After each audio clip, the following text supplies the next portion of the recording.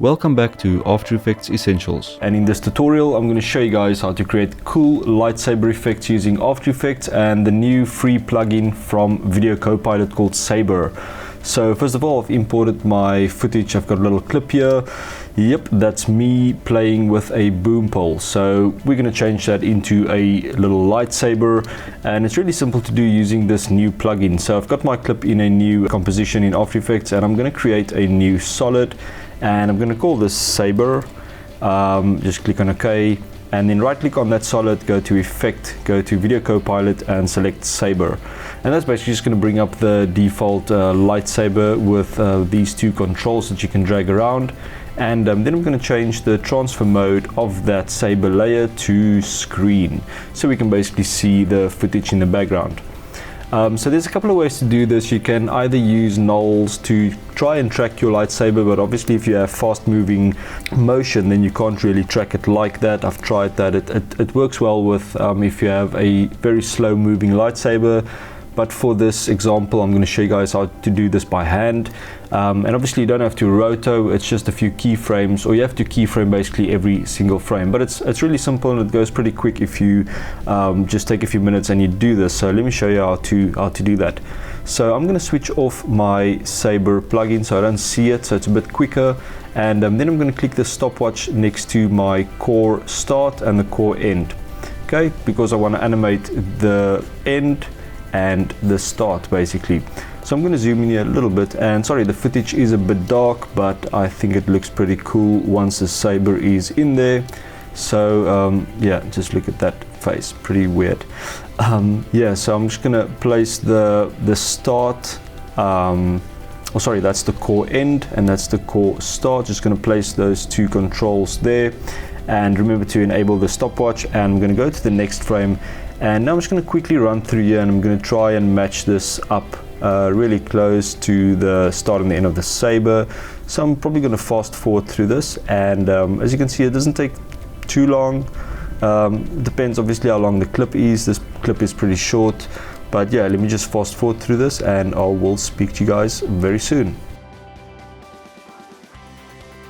Alright, so once you've done with those keyframes, you can just scrub through it to see if the keyframes are looking alright.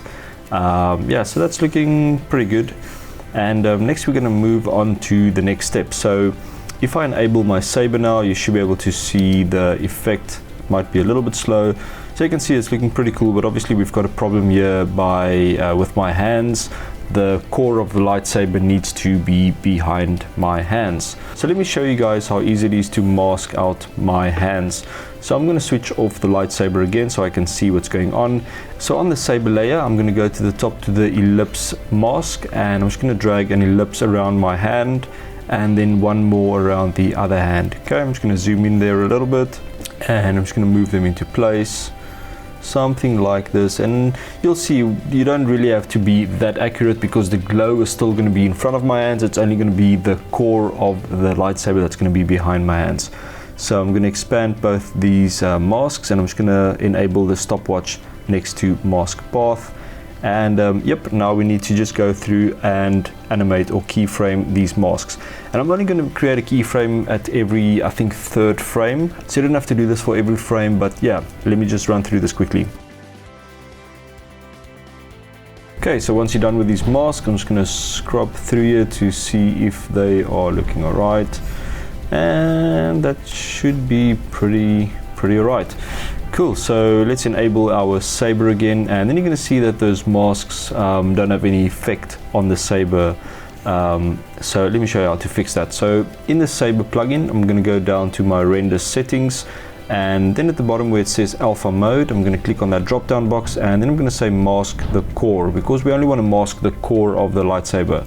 Click that, and then we're going to see we need to invert that, so just click on invert masks. And there you go. So now we just need to feather our masks a little bit.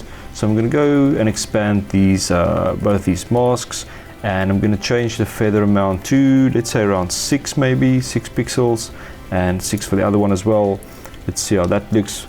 And that looks pretty cool. As you can see, it still has the glow that's actually over my hands, which is pretty cool. And let's just zoom out here and see how that looks like. So obviously you can spend a little bit more time on the masks. As you can see, you can actually see the shape of those ellipse masks. We will also add some motion blur to this effect, and that will hide those masks as well. So next what we're going to do is we're going to go into the distortion settings of the Saber, and then under glow distortion there's a setting lock noise to Saber. I'm going to disable that. And that's basically if you have a lightsaber setting with a lot of noise, like some of the electric, let me just click down here, let's say energize or electric, you'll see it's got these, it's almost like a smoke, and if you untick this, then that smoke will stay in one area and the Saber will actually move through it. If you enable it, then it will look like that, it will look like the smoke is actually following the Saber around, and I just find that it looks a bit better if you disable that. So let's add some motion blur to our Saber. So I'm going to right click on the Saber, go to effect, go to time, and then click on CC force motion blur, and I'm just going to minimize my Saber, and there you have all the settings for your motion blur. It's still loading that frame. It's pretty slow, but it looks pretty good. And the blur samples, that's the quality of your motion blur. So I'm just going to drop that down to 4 so I can actually just see this a little bit quicker. And then the shutter angle, that's the amount of motion blur. So if you bring this down to, let's say, 30, you'll see that you have less motion blur. And if you take this up to about 360, it will be a lot more motion blur. So I'm just going to quickly render through this. Cool, so as you can see, it's looking pretty cool. You can obviously increase the motion blur samples to get a better quality motion blur. Thank you for watching, and I'll see you in the next video.